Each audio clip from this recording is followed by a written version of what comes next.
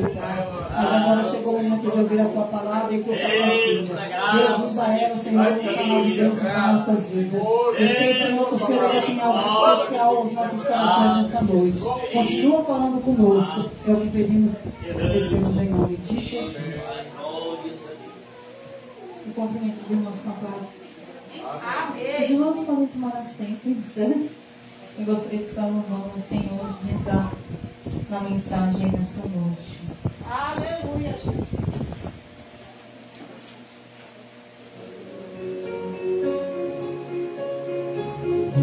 Aleluia, louvado seja Deus. Ele tem a solução para o meu e para o teu problema. Aleluia.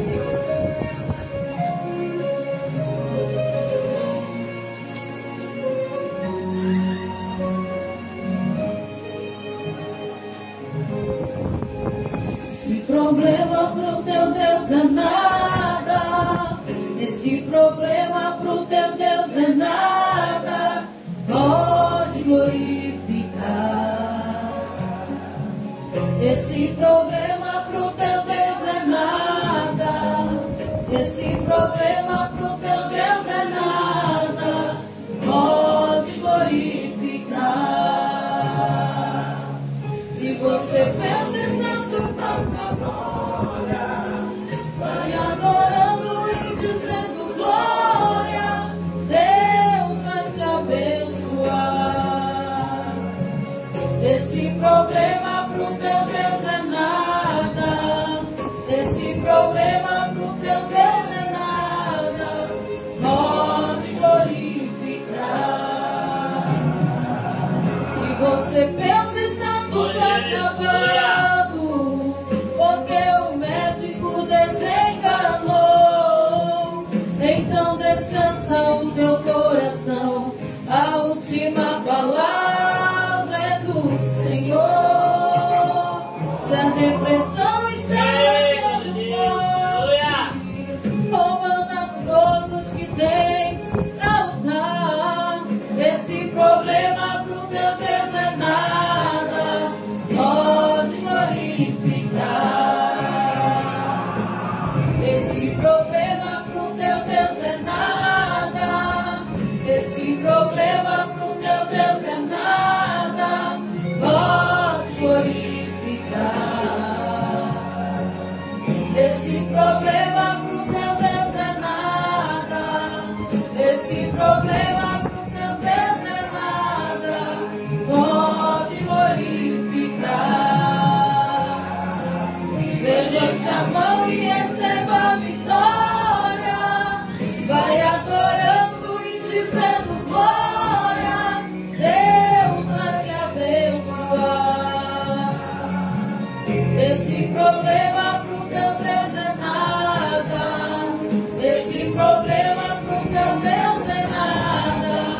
Pode glorificar. Se o coração está batendo fraco, o desespero entrou no teu lar. Se os teus filhos estão em cadeias, Deus pode os libertar. Você estás no vale chorando sozinho, com tanta gente para pagar.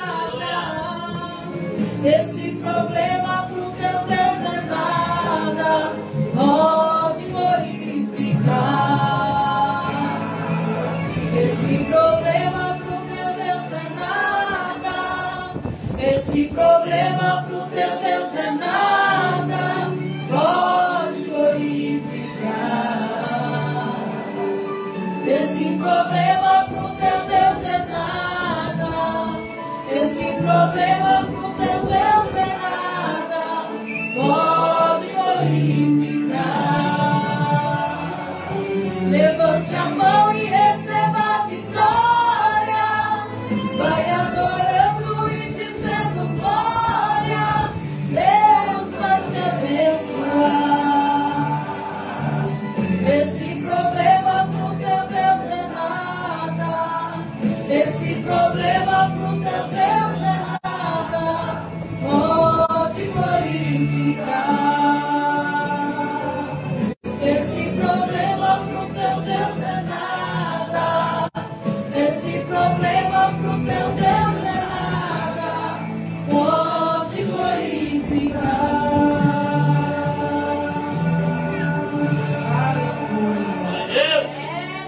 Louvado seja o nome de Jesus, né, amados? Esse problema que eu e você estamos enfrentando, para o nosso Deus não é nada. Para nós é coisa grande. Para nós talvez seja impossível, mas para o poder que é nosso Deus, não representa nada. Aleluia. Diante dele. Aleluia. Eu gostaria que os irmãos colocassem sobre os nossos pés e abrissem a tua Bíblia no Evangelho de João, capítulo 21.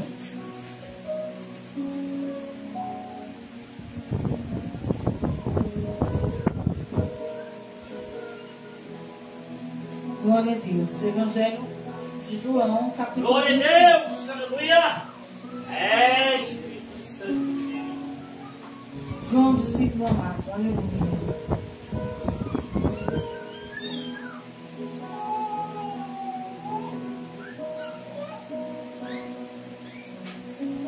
Capítulo 21. Vamos ler a partir do primeiro versículo. O título na minha Bíblia diz assim: Jesus aparece a alguns dos seus discípulos junto do mar de Tiberíades. Depois disso, manifestou-se Jesus outra vez aos discípulos juntos do mar de Tiberíades, e manifestou-se assim. Estavam juntos Simão Pedro e Tomé, chamado Dídimo, de Natanael, que era de Caná da Galileia, os filhos de Zebedeu e outros dois dos seus discípulos. Disse-lhe Simão Pedro: vou pescar. Dizendo-lhes ele: também nós vamos contigo. E foram e subiram logo para o barco, e naquela noite nada apanharam. E sendo já manhã, Jesus se apresentou na praia, mas os discípulos não conheceram que era Jesus. Disse-lhe, pois, Jesus: filhos, tendes alguma coisa de comer? Responderam-lhe: não. E disse-lhes: lançai a rede para a banda direita do barco, e achareis. Lançaram-no, pois, e já não a podiam tirar pela multidão dos peixes. Então, aquele discípulo a quem Jesus amava, disse a Pedro: é o Senhor. E quando Simão Pedro ouviu que era o Senhor, cingiu-se com a túnica, porque estava nu, e lançou-se ao mar. E os outros discípulos foram com o barco, porque não estava distante da terra, senão quase 200 côvados, levando a rede cheia de peixes. Logo que desceram para a terra, viram ali brasas e um peixe posto em cima e pão. Disse-lhe Jesus: trazei dos peixes que agora apanhastes. Simão Pedro subiu e puxou a rede para a terra, cheia de 153 grandes peixes, e sendo tantos, não se rompeu a rede. Disse-lhe Jesus: vinde, jantai. E nenhum dos discípulos ousava perguntar-lhe: quem és tu, sabendo que é o Senhor. Os irmãos podem tomar assim. Amém? Amém. Glória a Deus. Louvado seja Deus. Já tem alguns dias que eu tenho meditado nessa palavra a respeito não só de Pedro, né? Mas dos outros discípulos que depois da morte e ressurreição de Jesus voltaram às antigas práticas. E eu fiquei me perguntando por que Pedro voltou a pescar. O primeiro encontro que Pedro teve com Jesus também foi num barco, depois de uma noite inteira sem pescar nada, a qual o Senhor manda que eles retornem e voltam com o barco cheio de peixes. E o Senhor olha para Pedro e diz que ele não mais seria pescador de peixes, mas o Senhor o faria pescador de homens. E a palavra de Deus vai nos dizer que em momento algum Pedro pensa duas vezes. em aceitar aquele chamado, em aceitar aquela proposta do Senhor. E a palavra de Deus nos diz que daquele dia em diante, Pedro se tornou um discípulo de Jesus. E o que seria um discípulo? Um discípulo, ele tem um mestre. Tem alguém que o ensina. Tem alguém que o capacita. Então, um discípulo não é alguém que está pronto. É alguém que está sendo aperfeiçoado pelo mestre. Mas vai chegar um tempo em que o mestre não estará mais com aquele discípulo. E então, ele vai ter que saber fazer aquilo que o mestre o ensinou. É parecido quando você entra numa empresa e alguém vai te treinar. Por um tempo, você é discípulo daquela pessoa. E aquela pessoa treina aquilo que você vai precisar fazer. E por um tempo, você vai observar as atitudes daquela pessoa, a forma como ela age, como ela desempenha o seu trabalho. Para que quando chegar o dia que acabar o teu treinamento e você não tenha mais aquele contigo para te ensinar, você dê conta de fazer aquilo para o qual você foi treinado. E a palavra de Deus nos diz que Pedro era outrora pescador de peixes. E algumas vezes, irmãos, quando temos uma profissão e nos decidimos ter uma outra profissão e vamos aprender aquele novo ofício, se aquele novo ofício não der certo, para onde você vai voltar? Para aquela profissão que antes você dominava. Ali é o teu lugar seguro. É dali que você já sabia como tirar o teu sustento. E foi exatamente isso que aconteceu com o apóstolo Pedro. E não só ele, né? João também estava aqui. A Bíblia diz que aquele a quem Jesus amava estava no meio deles. Aqueles mais chegados de Jesus. Talvez aqueles dos discípulos que se esperavam que seriam os primeiros na turma. Que seriam aqueles que eram os novos líderes. Aqueles que estão lado a lado com o pastor. Esse aqui, o dia que o pastor não estiver no culto, esse aqui vai dar conta de fazer o trabalho. Mas muitas vezes quando nós nos vemos sem o nosso líder, nós nos vemos perdidos. Porque talvez no tempo em que estamos com ele, não aprendemos aquilo que necessitamos aprender. Porque as dúvidas vêm quando está sozinho. E se você não tiver uma carga, se você não tiver guardado na tua memória as atitudes daquele que te ensinou, e você? Quem dizeis que eu sou? E a palavra de Deus nos diz que Pedro se levanta e ele diz assim: tu és o Cristo, o Filho do Deus. E o propósito de você vir a este lugar? Família, talvez você deixou uma série que você estava assistindo e você se propôs a vir a este lugar. Qual foi o real motivo de você estar aqui? O que te trouxe aqui? Deus, aleluia, Jesus, é verdade. Se a fé de Pedro e daqueles discípulos tivessem firmados naquela palavra que Jesus falou, que era sobre ela que a igreja seria edificada, quando o mestre faltasse, eles não teriam retrocedido. Porque se a palavra que Pedro disse, tu és o Cristo, o Filho de Deus, se eles realmente acreditassem que Jesus era o Cristo, o Filho de Deus, eles não teriam retrocedido. Porque eles saberiam que o Filho estaria com o Pai. E que ambos estariam com eles. Glória a Deus, aleluia. Mas os olhos deles não estavam nessa verdade. Estavam em Jesus, homem, palpável. Tanto que a palavra diz que quando o Senhor Jesus aparece para os discípulos, Tomé não estava no meio deles. Mas havia uma promessa de uma ressurreição. Ele falou que ele voltaria. Mas quando os discípulos dizem a Tomé que o Senhor esteve no meio deles, que comeu pão com eles, Tomé disse que ele só acreditaria vendo. E dali a alguns dias o Senhor aparece novamente. E o Senhor olha para Tomé e diz assim: não queres tocar nas minhas feridas? E ele olha para Tomé e diz assim: benditos são aqueles que não viram, mas creram. Quem são eles que não viram e creram? Quem são esses benditos ao qual o Senhor falava? Somos eu e você.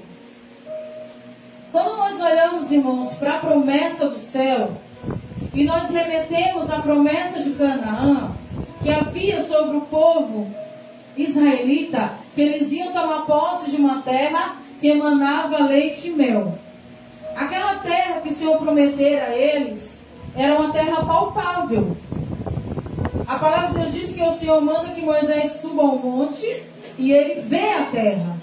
E o Senhor disse que ele ia ver, mas ele não ia entrar. A palavra de Deus nos diz que o Senhor envia espias à terra de Canaã. E de lá eles trazem frutos. Então o povo israelita, eles estavam marchando para um lugar palpável.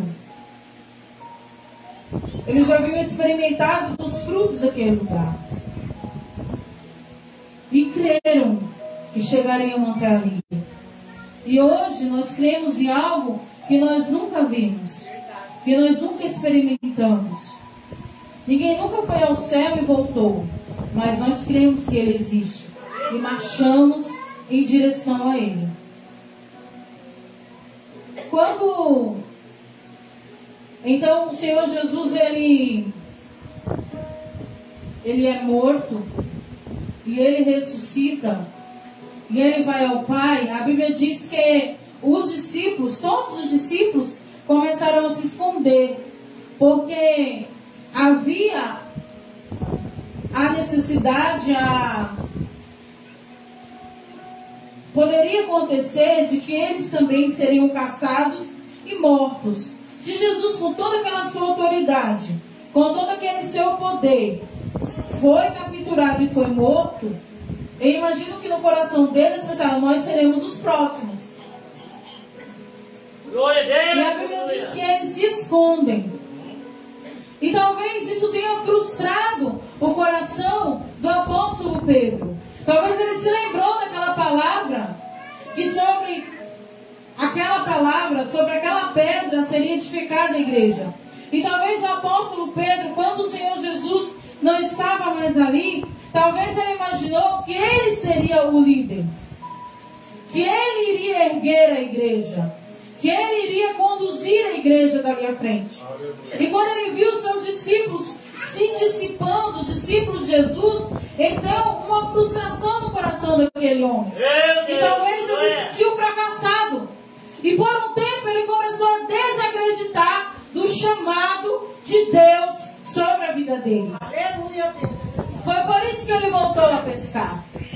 E quando ele volta a pescar, irmãos, não só Pedro começa a desacreditar do seu chamado, do propósito que Deus tinha na vida dele. Os outros discípulos, quando ele diz assim: eu vou pescar, vamos nós também contigo. E o Senhor Jesus, como sempre, Ele não atrasa e Ele não adianta. Ele chega na hora certa. O Senhor deu tempo suficiente para que eles entendessem e percebessem que sem Jesus nada poderia ser feito. Que eles tivessem a oportunidade de olhar para trás, da onde eles haviam vindo, da onde o Senhor o havia tirado. E da mesma forma, porque foi uma noite de pesca sem peixes, porque o Senhor foi trabalhando no coração daqueles homens. E eu creio que quando eles lançavam aquela rede, começaram a pensar que nem para pescar eles prestavam mais. Eu já não sirvo nem para ser líder e nem para ser pescador.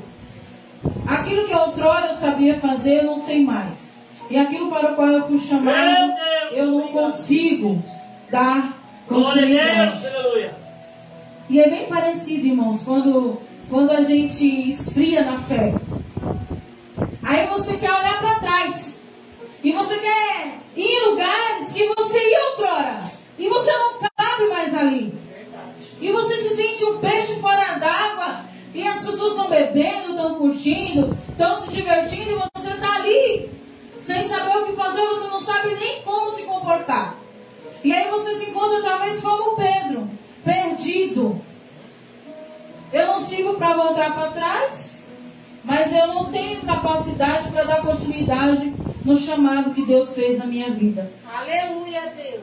Mas assim como o Senhor apareceu para Pedro naquela noite, Ele também aparece para mim e para você.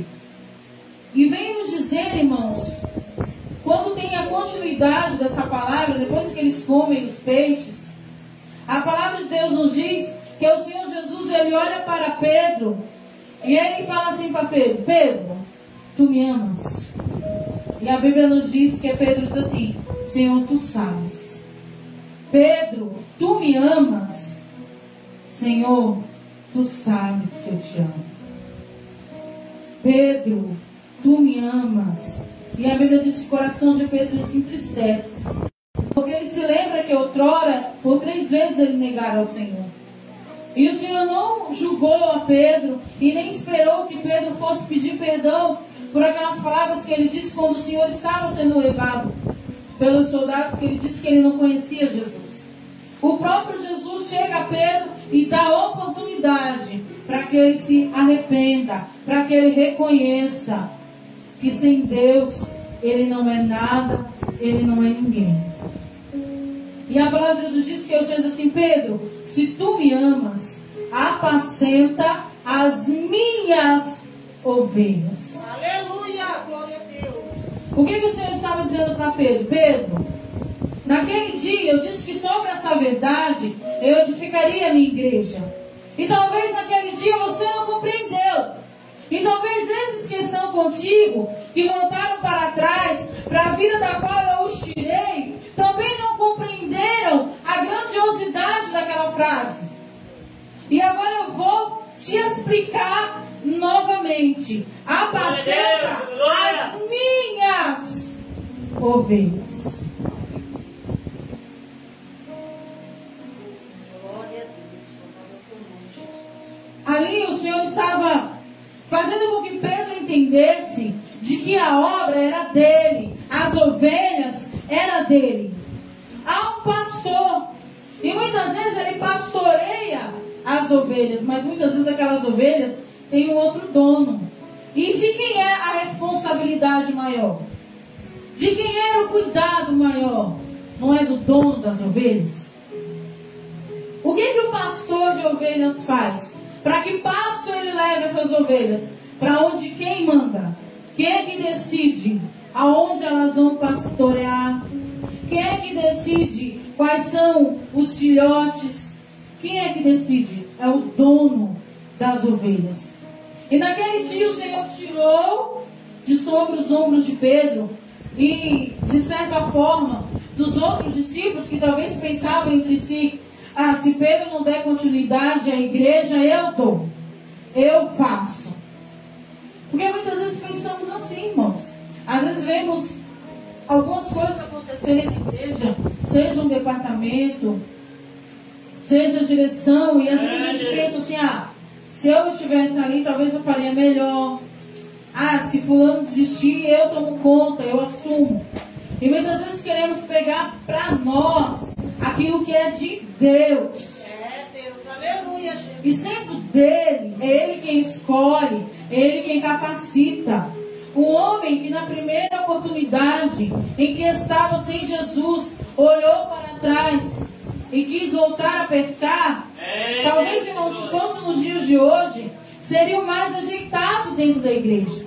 Aquele ali não tem firmeza, aquele ali não tem raiz, não dá para dar responsabilidade.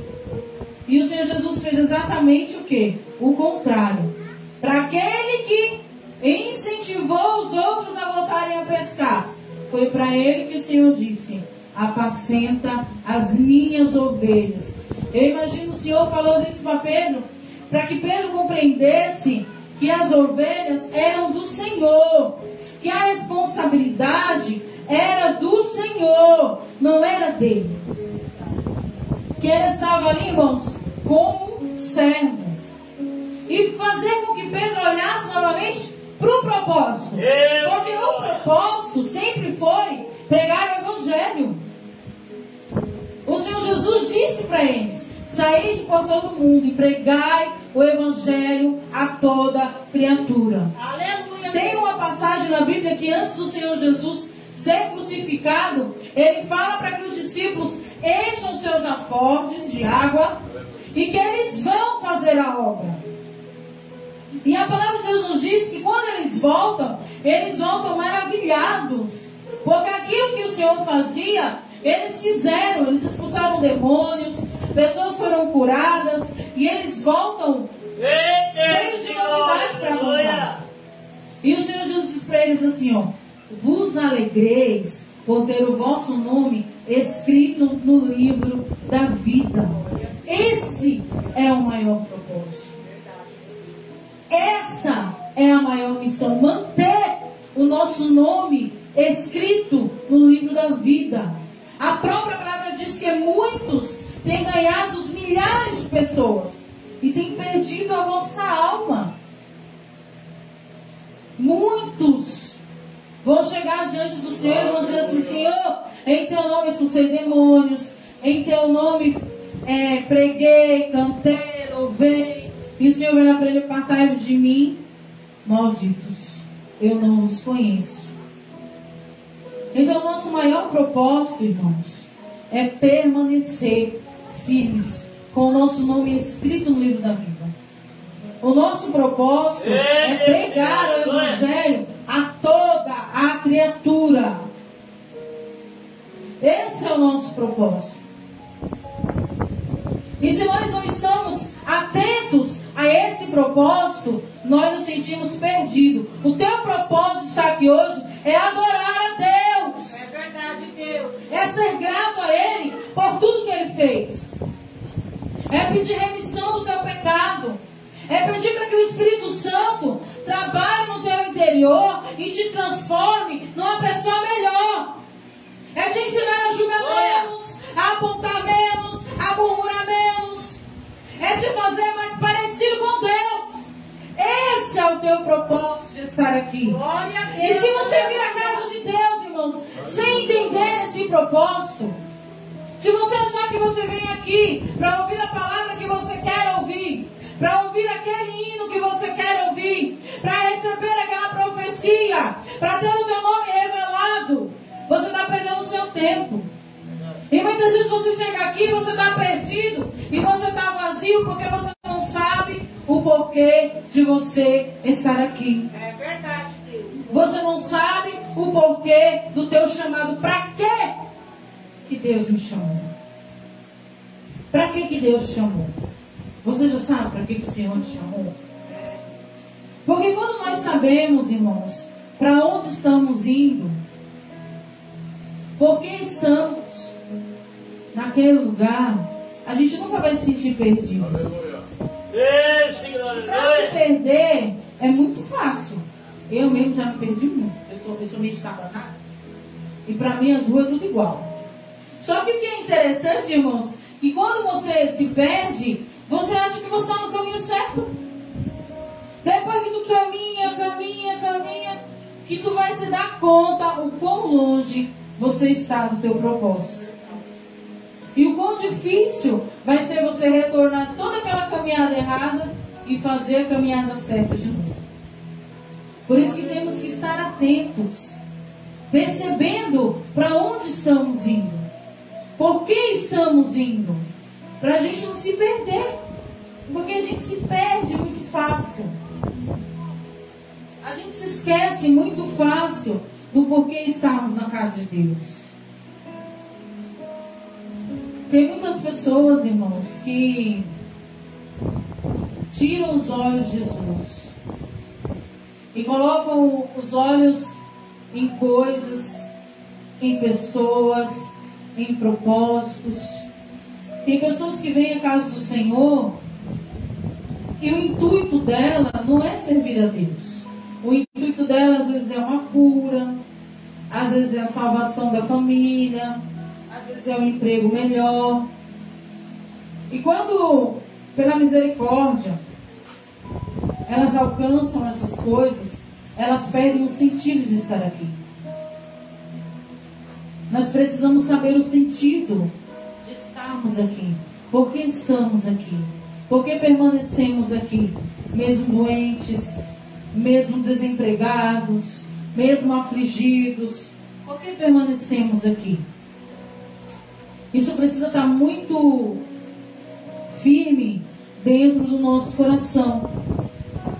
Você precisa saber, amado, qual é o teu lugar. Por que você está aqui? Eu sou discípulo, eu não sou pescador. Então, se alguém me chamar para pescar, para fazer outrora o que eu fazia, eu vou entender que eu não sigo mais para aquele lugar. Eu não faço mais parte daquele lugar. O meu lugar é aqui. É como discípulo. Foi para isso que eu fui chamado. Foi essa a decisão que eu tomei. Então a gente não se perde. Nós não nos frustramos. Porque não pegamos para nós responsabilidades que são de Deus. A Bíblia diz que quem convence o homem do pecado é o Espírito Santo. E muitas vezes a gente pega para a gente. E aí eu começo a achar que eu vou abrir a cabeça da pessoa, eu vou enfiar Jesus lá dentro, vou costurar e ele não vai sair mais. E eu quero enfiar a goela abaixo as verdades que eu acredito, o evangelho que eu vivo. E eu me esqueço que isso é trabalho do Espírito Santo. Porque, irmão, se eu, a missionária Renata, for te dar uma injeção, eu capaz até de eu quebrar a agulha. Mas aquele que foi capacitado para fazer, ele dá a injeção que você nem sente. Então não queira machucar as pessoas, pegando para si o trabalho que é do Espírito Santo fazer. Porque quando ele faz, ele não machuca, ele não magoa. Ele faz de uma maneira que quando a pessoa percebe, já foi. Já tomou o remédio e não percebeu, né? É tão bom quando a gente pega uns enfermeiros que são experientes no que faz, né? Você vai tomar a injeção, quando vê, já foi. Mas quando você pega um inexperiente, misericórdia, haja o furo no nosso braço. Então, irmãos, não pegue para você aquilo que é de Deus. Não pegue para você o fardo que é do Senhor. Não queira fazer como Pedro. Não esqueça para o que você foi chamado. Para que Deus te chamou. Saiba separar o que é o teu trabalho, o que é o trabalho do Espírito Santo. Qual é o meu trabalho? O meu trabalho é ser uma carta e quando as pessoas leiam essa carta, elas queiram conhecer o autor que a escreveu. O meu trabalho é mostrar através da minha fé e do meu sorriso que servir a Jesus é maravilhoso. O meu trabalho é as pessoas olharem para mim e saber que eu tenho uma enfermidade. E saber que muitas vezes eu não estou com a vida financeira a 1000 por hora. Que eu tenho frustrações, que eu tenho sonhos que eu não realizei. Mas eu continuo sorrindo, porque eu confio no Deus que eu sirvo. Aleluia, Deus, é verdade. E eu sei que se eu não conquistar aqui, o que é mais importante eu vou ter lá na glória. Onde não há choro nem pranto. E o trabalho de convencer o homem do pecado é do Espírito Santo, irmãos. Muitas vezes nós oramos e nós pedimos para que o Espírito Santo trabalhe, mas a gente não deixa trabalhar. Ele está lá pronto para aplicar a injeção. E você vai lá e pega com a sua mão e machuca. E quando você vai num lugar que a injeção dói, que a mão de quem aplicou é pesada, você volta? As pessoas não voltam mais. Por isso que quando a gente permanece, é porque foi o Espírito Santo que nos convenceu. E olhar para trás, amados, acontece. Aconteceu com Pedro, aconteceu com João. Olhar para trás, aconteceu com o próprio Davi. Porque o pecado que ele cometeu com Betseba foi um olhar para trás, né? Mas temos que estar sensíveis a quando o Senhor olhar para mim, para você e dizer assim, epa, o caminho é por aqui. Foi para isso que eu te chamei. Não tem mais lugar para você lá atrás. Sejamos como Pedro, que olhou para trás, mas que quando ele ouviu a voz do Mestre, quando ele compreendeu o propósito de Jesus na vida dele, ele nunca mais saiu dos caminhos do Senhor. Aleluia. Depois disso que aconteceu aqui, irmãos, quando você lê as cartas de Pedro, ele ensinando, né, a igreja que teria aflições, que teriam provas, mas que precisariam permanecer firmes. Mas a mulher de Ló não. Quando ela olhou para trás, ela se transformou numa estátua de sal. E quem olha para trás, irmãos, e não ouve a voz de Deus chamando para olhar para ele novamente, fica lá, parado no caminho, como uma estátua de sal. Que nós possamos compreender essa palavra, compreender aquilo que Deus quer falar comigo e contigo. Que a verdade que ele falou para Pedro é que ele é o Cristo, o Filho de Deus. E que as ovelhas são dele. Talvez eu e você, por alguns dias, por algum tempo, tenhamos a oportunidade de apacentar essas ovelhas. Mas elas não são minhas nem suas. Elas são do Senhor. Aleluia. E a maior responsabilidade e o maior interessado para que elas permaneçam no aprisco é o dono das ovelhas. Amém? E eu espero que essa palavra tenha falado no teu coração. Que você possa permanecer firme. Que você possa entender o chamado de Deus para a tua vida. Que você não venha pegar fardos que não pertencem a você. Quando você estiver pegando talvez um atalho ou perdido pelo caminho, você se lembre qual é o teu alvo e para onde você quer ir. E que mesmo que talvez você tenha que voltar uma longa estrada, é melhor voltar e ir por um caminho que você conhece do que insistir num que você não conhece e dar uma grande volta, como eu já dei algumas vezes. Que o Espírito Santo de Deus possa nos capacitar, amados. E que Ele nos ajude a permanecer firmes e não queremos olhar para trás.